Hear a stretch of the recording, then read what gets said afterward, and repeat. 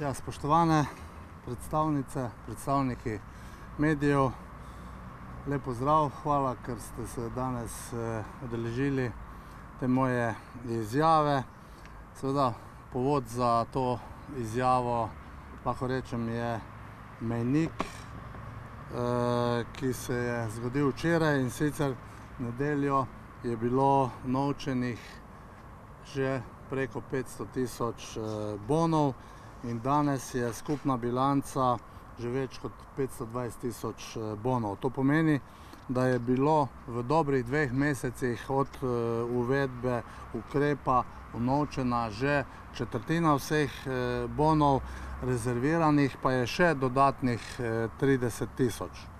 Zdaj, kaj to pomeni, lahko najbolje pojasnijo na eni strani turistični ponudniki v Sloveniji in pa na drugi strani sami gostje, ki te bone v naših destinacijah koristijo.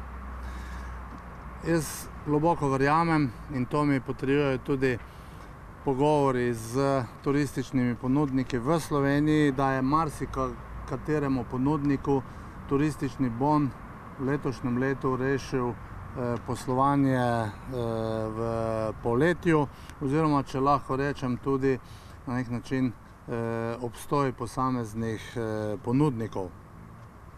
Tisti, ki so pač prvič dopustovali, jim je pa mogoče tudi, da so preživeli zaslužen dopust. Moram povedati, da sem sam sprejel veliko število sporočil, pisem, pa tudi razglednic, ki so me spomnile na to, da je kar nekaj Slovenk in pa Slovencev zadovoljnih s tem našim ukrepom in verjamem, da si marsikdo med nami ne bi mogel privoščiti dopusta, če ne bi bilo teh bonov.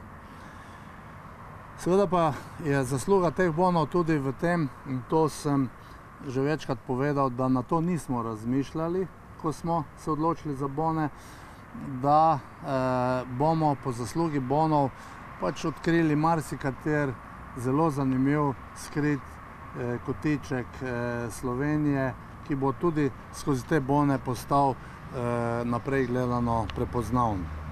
Seveda pa toliko navdušenja, kot sem ga na nek način zasledil v Beli krajini, v Posočju, pa še v kakem manj znanem delu Slovenije, moram reči, da že dolgo nisem srečal, in upam, da bo to navdušenje trajalo še kar nekaj časa v letošnjem letu. Verjamem, da si bodo ljudje letošnje dopuste zapolnili in da bo na nek način to postala tradicija, da bomo vsaj del svojega dopusta v bodoče izkoriščali in pa preživljali tudi v Sloveniji. Mi smo s temi turističnimi boni pač izpolnili enega od 3 temeljnih ciljev, in sicer, zakaj smo se za bone odločili. Že prej sem povedal, da smo imeli zaradi tega, ker je bil turizem ena od najbolj prizadetih panog, samo 2 možnosti.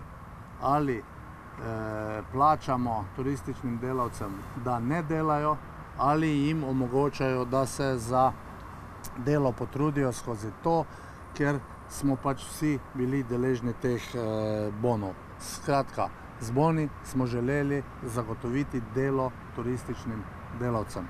Drugič, želeli smo spodbuditi lokalno potrošnjo.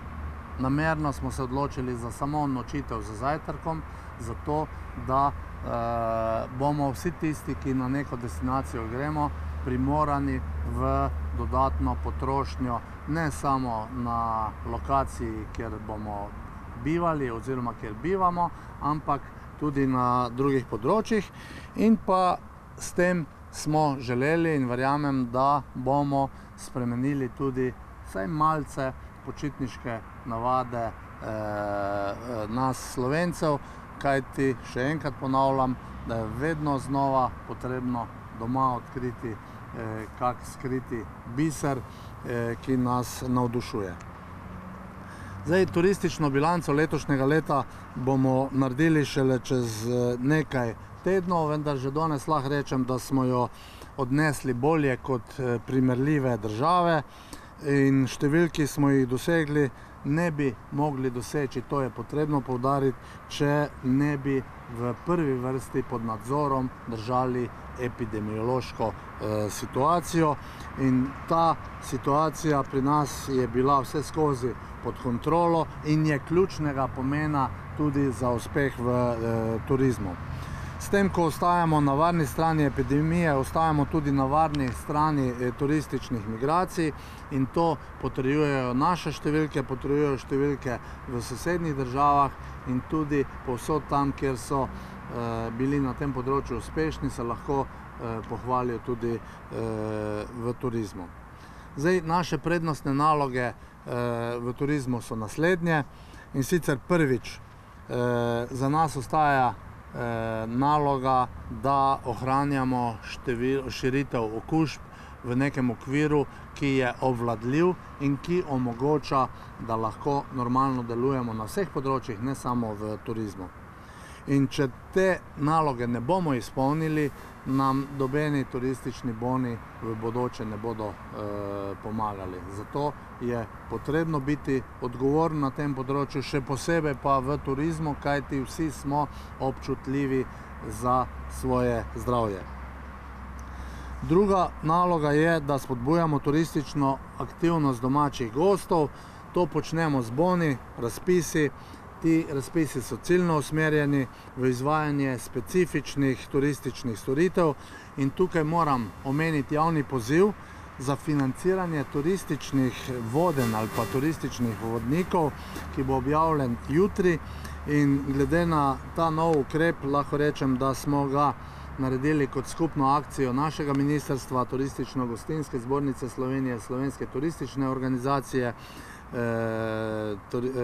Tržne inšpekcije Republike Slovenije. Ta ukrep znaša 150 tisoč evrov in cilj tega ukrepa je, da skozi atraktivna butična turistična vodenja pomagamo turističnim vodnikom in destinacijam, kjer je več povpraševanja po turističnih vodnikih. S tem želimo spodbuditi turistično povpraševanje in doseči multiplikativne učinke na trgu in po potrebi bomo ta ukrep do konca leta in pa tudi v naslednjem letu dograjevali. In tretja naša prednostna naloga ostaja nadgradnja naše turistične ponudbe in storitev. Kot vidite, je ta korona kriza korenito spremenila nekatere naše navade, ima zelo velik vpliv na turizem in tukaj pričakujem, da bodo naši turistični delavci pristopili inovativno in zagotovili, da bodo vsi deli našega turizma uspešno delovali tudi naprej, ampak prvenstveno na način, da bomo zagotovili zdravje vsem turistom, ki k nam pridejo. Temelj za to, kar pa smatram, da je ključno pri nas, pa je, da gradimo na zelenem, butičnem, trajnostnem in visoko kakovostnem turizmu, za kar smo, ne vedoč, da se nam bo zgodila korona kriza, na nek način prave usmeritve zastavili že v predhodnem obdobju. Če samo omenim zeleno shemo slovenskega turizma, vse skozi govorimo o butičnem turizmu in zdaj se pokaže, da so take lokalne zgodbe v smislu zdravja še toliko bolj atraktivne. Glede na našo lokacijo, glede na našo sposobnost obvladovanja epidemije, sem globoko prepričan, da bomo na tem področju uspešni. Še nekaj podatkov o vnovčenih bonih.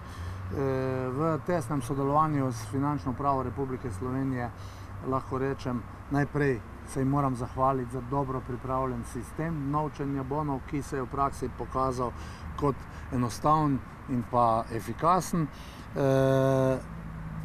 Oni so tudi pripravili te finančne številke do včeraj in verjamem, da so to podatki, ki bodo v naslednjem obdobju fejst nagrajeni. Do 23. avgusta, se pravi do predvčerajšnjim, če se popravim, je bilo vnovčenih 512 tisoč bonov. To pomeni skoraj četrtina vseh, ki smo jih razpisali.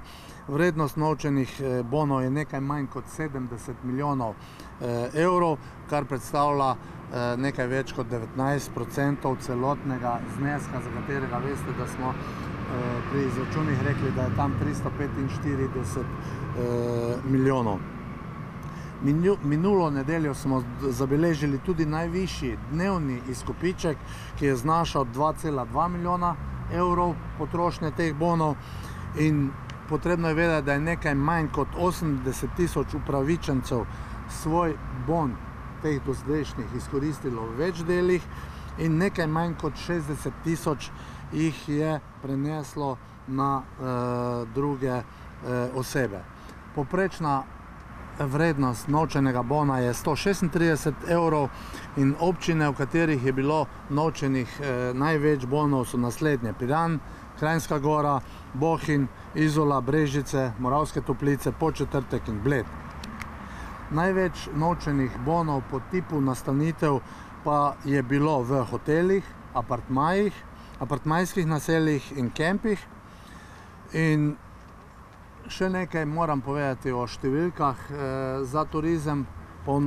Ponavljam, da je bila to panoga, ki je bila prva prizadeta z korona krizo že pred razglasitvijo epidemije.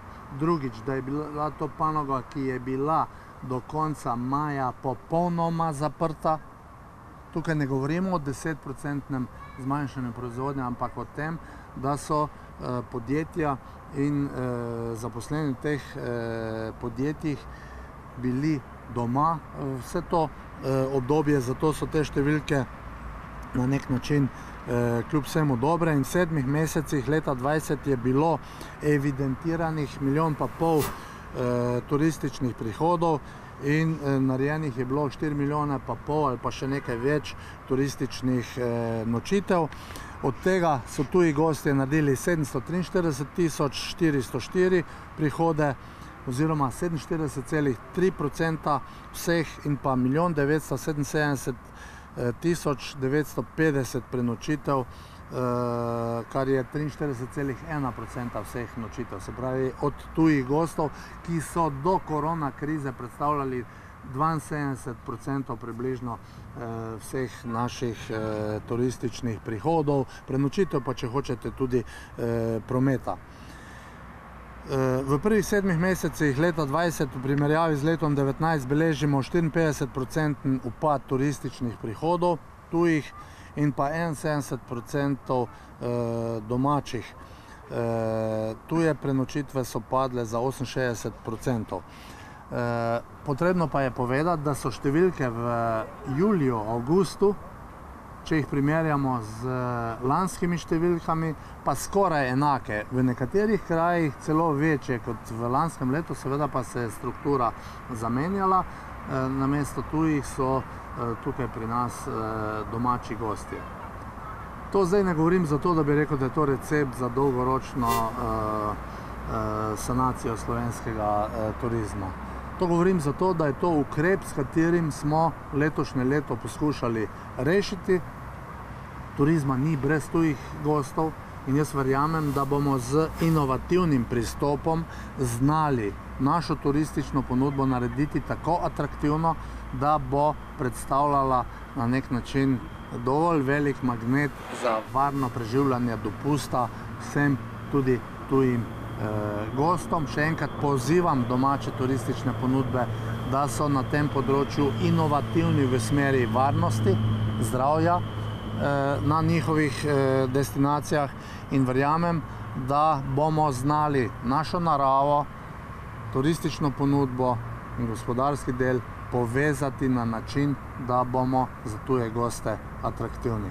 Tako kot bi se zdaj na koncu želel zahvaliti tudi dr. Jožetu Bavconu direktorju Botaničnega vrta, ki nas je danes na nek način sprejel v goste, kajti zdi se mi odlična ideja, da o turizmu govorimo na najbolj zeleni lokaciji našega glavnega mesta. Jaz se pa vedno v takem zelenem okolju, moram reči, še dodatno odlično počutim. Najlepša hvala.